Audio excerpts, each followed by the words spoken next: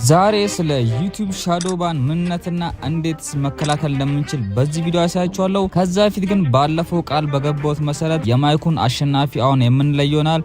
የቪዲዮ ላይክም ከመቶ ስላለፈ አሁን እጣውን እናወጣለን ማለት ነው። በቀጥታ ወደ እጣ ማውጣቱ እናልፋለን። እንደተለመደው ወደ ዩቲዩብ በመግባት የቪዲዮ ሊንክ እዚህ ጋር ኮፒ እናደርገዋለን። ከዛም ወደ ዩቲዩብ ራንደም ኮመንት ስፒከር እንሄዳለን ማለት ነው። በመቀጠል የቪዲዮ ሊንክ እዚህ ጋር ፔስት እናደርጋለን። ጎዝ ኤኒቲንግ እንደነገርኳችሁ የምንመርጠው ሂግስፊልድ የሚል ኮመንት ነው ማለት ነው። ስለዚህ ከ31 ኮመንት ሂግስፊልድ የሚለውን እንመርጣለን። ኤክስትራ ኪክ 90 እንኳን ደስ አለ። እንግዲህ የማይክ አሸናፊ ይሆናል። ኮመንት ላይ ወይም ደግሞ ዲኤም ላይ ጻፍልኝ፣ ቴሌግራም ላይ ማይክን መውሰድ ትችላለህ። የዩቲዩብ ቻናሉ ልክ በቁም እንደሞተ ሰው ሆኖ ያውቃል። በህይወት አለ ግን በኦክሲጅን እርዳታ ብቻ እንደሚተነፍስ። ቪዲዮ ይጭናሉ ግን ምንም አይነት ውጤት የለውም፣ ምንም አይነት ቪው የለውም። ለተከታዮቻችሁ ወይም ለሰብስክራይበሮቻችሁም የቪዲዮ ማሳወቂያ ወይም ኖቲፊኬሽን አይገባላቸውም። በፍለጋ ውጤቶች ወይም ደግሞ በሰርች ላይም የናንተ ቪዲዮ አይመጣም። ዩቲዩብም የናንተን ቪዲዮ ለሰዎች አያሳይም። ይህ ሻዶው ባን ወይም የድብቅ እገዳ ይባላል። በዛሬው ቪዲዮ ዩቲዩብ በሚስጥር ቻናሎችን ለምን እንደሚያግድና እናንተም እንዴት ከዚህ ነገር መከላከል እንደምትችሉ እንዲሁም ከነዚህ ራዳር ውስጥ እንዴት ራሳችሁን ማስወጣት እንደምትችሉ ነግራችኋለሁ። እስከ ቪዲዮ ፍጻሜ ድረስ አብራችሁን ቆዩ። በቅድሚያ ሻዶው ባን ምንድነው? ሻዶው ባን ማለት እናንተ ሳታውቁት የቻናላችሁ እይታ ሲታገድ ወይም የቻናላችሁ እይታ ሲቀንስ ነው። ዩቲዩብ ላይ ያላችሁ ነገር ግን አልጎሪዝሙ የማይታይ ወይም ደግሞ እናንተን እንዳትታዩ ወይም ኢንቪዚብል አድርጓችኋል። አንድ ጥናት እንደሚያሳየው በመቶዎች የሚቆጠሩ የታገዱ ቻናሎችን ከመረመሩ በኋላ የደረሱበት ውጤት ቢኖር ዩቲዩብ ዝም ብሎ ህግ ስለጣሳችሁ ብቻ ቻናላችሁን አያግድም ብሏል። አሳሳች፣ አጸያፊ ወይም አጠራጣሪ ይዘት ስታቀርቡ በድብቅ ያግዳችኋል ወይም ደግሞ ሻዶው ባን ውስጥ ይከታችኋል። ዋናውና የጥፋት መንገዶቹን አሁን ነግራችኋለሁ። በመጀመሪያም ዩቲዩብን የሚያስቆጡ ግልጽ ስህተቶችን እንመልከት። የማህበረሰብ ደንብ መጣስ ወይም ደግሞ ኮሚኒቲ ጋይድላይንስ፣ የጥላቻ ንግግር፣ አመጽ ወይም አሳሳች መረጃዎችን በቪዲዮ ለተመልካቾቻችሁ ማጋራት፣ ይህ የኮሚኒቲ ጋይድላይን ውስጥ ይከታችኋል። ሌላኛው የቤተሰብ ወጥመድ የሚባለው ነው።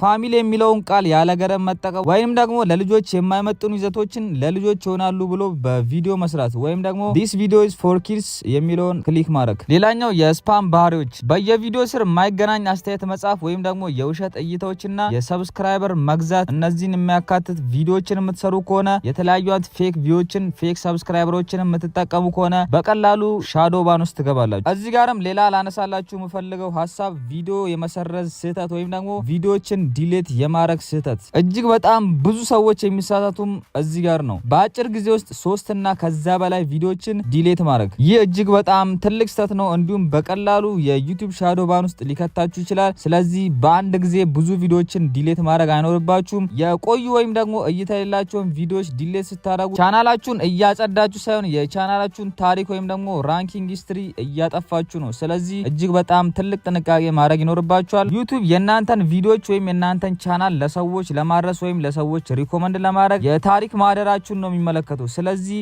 የተለያዩ አይነት ቪዲዮዎች የድሮ ቪዲዮዎችን ቪው የላቸውም ብላችሁ የምታጠፉ ከሆነ እጅግ በጣም ትልቅ ስህተት እየሰራችሁ ነው። ቪዲዮዎችን ዲሌት ማድረግ እንደሚታወቀው ወደ ዜሮ መመለስ ስለሆነ እጅግ በጣም ጥንቃቄ ማድረግ ይኖርባችኋል። ቪዲዮዎችን ዲሌት ከማድረግ ይልቅ ፕራይቬት ወይም አንሊስትድ ብታደርጓቸው የተሻለ ነው። የአጭበርባሪዎች ራዳር ወይም ደግሞ የባለሙያ ሚስጥር፣ ዩቲዩብ አጭበርባሪዎችን ብቻ የሚከታተል የባለሙያ ቡድን አለው። እነዚህ ሰዎች እውነተኛ ተጠቃሚዎች የሚያደርጉትን ነገር ግን ስፓመሮች 90% የማያደርጉትን ነገር ያውቃሉ። ለምሳሌ የቻናሉን ስም፣ የቻናሉን ሀገር እንዲሁም ደግሞ የቻናሉን ቋንቋ ከቀየሩ ራዳር ውስጥ ተገባችሁ ማለት ነው። ዩቲዩብ የናንተን የኮምፒውተር ማንነት ወይም ደግሞ የስልካችሁ ማንነት፣ አይፒ አድሬስ እና የኢንተርኔት አጠቃቀም ታሪካችሁን ያውቃል። ሀገር እየቀየራችሁ እንዲሁም ቋንቋዎችን እየቀያየራችሁ ሲስተሙን ለማታላል የምትሞክሩ ከሆነ የዩቲዩብ ቦቶች ይዘዋችኋል። ስለዚህ እጅግ በጣም ትልቅ ጥንቃቄ ማድረግ ይኖርባችኋል። እንደዚህ አይነት ስህተት የምትሰሩ ልጆችም ዩቲዩብ ሻዶው ባን ውስጥ ትገባላችሁ። የተከለከለ ወይም ፔናላይዝድ የሆነ ቅጣት ውስጥ ያለ የአድሰንስ አካውንት ካላችሁና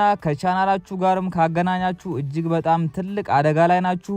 ምክንያቱም ዩቲዩብ እያንዳንዷን ነገር ስለሚከታተል ከዚህ በፊት ከተለያዩ አይነት ችግሮች ጋር በተገናኘ የዩቲዩብ ቻናሉ ተዘግቶ አድሰንሱን የሚሸጡላችሁ ከሆነ እጅግ በጣም ትልቅ አደጋ ላይ ነው የምትወርቁት። ስለዚህ እንደዚህ አይነት አድሰንሶችን ከእናንተ ቻናል ጋር ማገናኘት የለባችሁም። ሌላኛው ተመሳሳይ ይዘትና የቴክኒክ ጉድለቶች። ሌላው ቻናልን የሚገድለው ተመሳሳይ ቪዲዮችን ደጋግሞ በመጫን ነው። ርዕሱ ቢለያይም ዩቲዩብ በምስሉ ላይ ያለውን ጽሑፍ ማንበብና የምትሉትንም ነገር መረዳት ይችላል። አሁን ላይ ደግሞ በጀመናይ አማካኝነት እያንዳንዷን ቃል እያንዳንዷን ምስል መመርመር ስለሚችል በፍጹም ዩቲዩብን ማታለል ወይም ማጭበርበር አትችሉም። ስለዚህ እዚህ ጋርም እጅግ በጣም ጥንቃቄ ማድረግ ይኖርባችኋል። ይዘቱ አሰልቺና አሳሳች ከሆነ ተመልካቾች ዶንት ሪኮመንድ ቻናል የሚለውን በተን ሲጫኑ እገዳው ይጀምራል። ስለዚህ በፍጹም ተመልካቾችን አሳሳች የሆኑ ቪዲዮዎች መስራት የለባችሁም።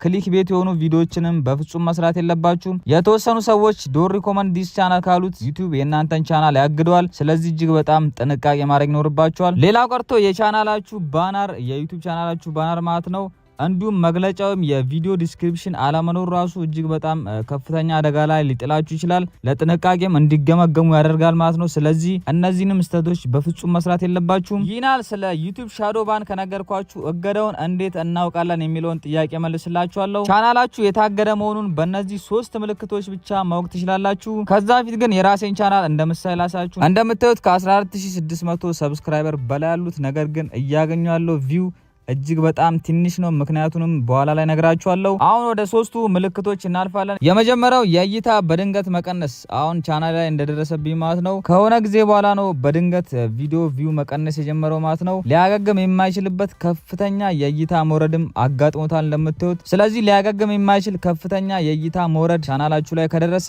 ሻዶ ባን ውስጥ ገብቶ ሊሆን ይችላል። ይህ አንድ ምልክት ነው። ሁለተኛው ደግሞ ቻናላችሁ ምንም አይነት ኢንጌጅመንት ያጣል ወይም ደግሞ በአማርኛ ስንተረጉሞ የመስተጋብር መጥፋት ማለት ነው። የኮመንትና የላይክ ቁጥር በከፍተኛ ሁኔታ ይቀንሳል። እንዲሁም ሰዎች የእናንተን ቪዲዮም ለሌሎች ሰዎች ሼር አያደርጉትም፣ ምንም ላይክ አያደርጉም፣ ኮመንት አያደርጉም። ይህም ሌላኛው ምልክት ነው። ሶስተኛው ምልክት ደግሞ ሰርች ሲደረግ ወይም በፍለጋ ውጤት አለመገኘት። ሰርች ሲደረግ የእናንተ ቪዲዮ ፊት ለፊት ላይ አለመውጣት ወይም ሰዎች የእናንተን ቪዲዮ ሰርች አድርገው አለማግኘት። የቪዲዮን ሙሉ ርዕስ እንኳን ጽፎ ቢፈልጉት በፍጹም የእናንተ ቪዲዮ እዛ ሰርች ሪዛልት ላይ አይመጣም ማለት ነው። እነዚህ ሶስቱን የእናንተ ቻናል ላይ የምታዩ ከሆነ ቻናላችሁ ሻዶ ባን ውስጥ ገብቷል ማለት ነው። ቻናላችን ሻዶ ባን ውስጥ ከገባ ደግሞ ምን ማድረግ እንችላለን ወደሚለው ጥያቄ እንሄዳለን። የዩቲዩብ ሻዶ ባንን ማጥፋት እንችላለን ካላችሁኝ፣ አዎ ይቻላል። ነገር ግን ጊዜያትን ይፈጃል። ቢያንስ ወደ 3 ወር አካባቢ ሊፈጅባችሁ ይችላል። ስለዚህ እነዚህ አይነት ምልክቶች ካያችሁ ማድረግ ያለባችሁን 4 አይነት ደረጃዎች ነግራችኋለሁ። የመጀመሪያው አጠራጣሪ የሆኑ ባህሪዎችን አሁኑኑ ማቆም ይኖርባችኋል። ዩቲዩብ ቻናላችሁ ላይ የምትሰሩት አጠራጣሪ የሆኑ ነገሮች ማቆም ይኖርባችኋል። ችግር ያለባቸውን ቪዲዮዎች ደግሞ ማስተካከል አለባችሁ። ለምሳሌ ያክል ቅድም ዘርኩላችሁ የተለያዩ አይነት ችግር ካላቸው እነሱን ችግሮች ቪዲዮ ላይ መፍታት ይኖርባችኋል። ሶስተኛው ከእውነተኛ ተመልካች ጋር ብቻ መገናኘት ወይም ደግሞ ከነሱ ጋር ብቻ ኢንጌጅ ማድረግ ይኖርባችኋል። በቀላሉ አቋራጭ መንገድን ፈልጋችሁ ቻናላችሁን ቶሎ ለማሳደግ አትሞክሩ። በጣም ብዙ ጊዜ ነግራችኋለሁ። ብዙ ሰዎች ሰዓት ሙሉ አለን እንዲሁም ሰብስክራይበር አስደረግልን እያላችሁን ትገኛላችሁ። እንደዛ አይነት ነገሮችን የምታረጉ ከሆነ ዩቲዩብ ቻናላችሁ ይታገዳል። ስለዚህ በትክክለኛው መንገድ ብቻ ለማደግ መሞከር ይኖርባችኋል። አይ ካላችሁ ግን ዩቲዩብ ለእናንተ አይሆንም። አሁኑኑ ማቆም ይኖርባችኋል። ይህ የኔ ምክር ነው። አራተኛውና የመጨረሻው ስህተት መሆኑን እርግጠኛ ከሆናችሁ ለዩቲዩብ ድጋፍ ሰጪ ወይም ደግሞ ዩቲዩብ ሰፖርትን ማስረጃ በመላክ እነሱ ላይ ማመልከት ትችላላችሁ። ከነሱ ጋር መነጋገር ትችላላችሁ። እነሱ የእናንተን ችግር ይፈቱላችኋል ማለት ነው። ነገር ግን እነዚህ መግቢያ ላይ ነገርኳችሁን ነገሮች ባለማድረግ ዩቲዩባችሁን ከሻዶ ባን መከላከል ትችላላችሁ። ወደ እኔ ቻናል ስንመለስ የኔ ቻናል እይታ ያጣበት ምክንያት ኒሽ ቀይሬ ነው። የሆነ ሰዓት ላይ እምሰራው ቴክኖሎጂ ነበረ። ከዛ ወደ ትራቭል ብሎግ ቀየርኩት። በዛ ምክንያት ነው እይታው የቀነሰው። ነገር ግን ትራቭል ብሎጉ ላይ በጣም ወጥሬ ብሰራ እይታው ይስተካከላል። በቅርቡ ደግሞ ይህንን ቻናል እይታውን አስተካክዬ እንዴት ትልቅ ደረጃ እንደማደርሰው አሳያችኋለሁ ማለት ነው፣ ከፕሩፍ ጋር ወይም ከማስረጃ ጋር። ስለዚህ ትልቁ ምክሬ ምንድነው? ዩቲዩብ ቪዲዮ ላይ የምትጭኑት መረጃዎች ታማኝ መሆን ይኖርባቸዋል። እውነተኛ መሆን አለባቸው። ሰዎችን ለማጭበርበር በፍጹም አትሞክሩ። እንዲሁም ደግሞ አቋራጭን አትከተሉ። አቋራጭ መንገዶችን በፍጹም አትከተሉ። ፌክ ነገሮችን መጠቀማችሁን አሁኑ ማቆም ይኖርባችኋል። ኦርጋኒክ በሆነ ወይም ደግሞ በትክክለኛው መንገድ ማድረግ ይኖርባችኋል። ይህ መረጃም ከጠቀማችሁ ቪዲዮ ላይክ ማድረጋችሁ እንዳትረሱ። በሚቀጥለው ቪዲዮ እስከምንገናኝ ድረስ ሃስታ ላ ቪስታ።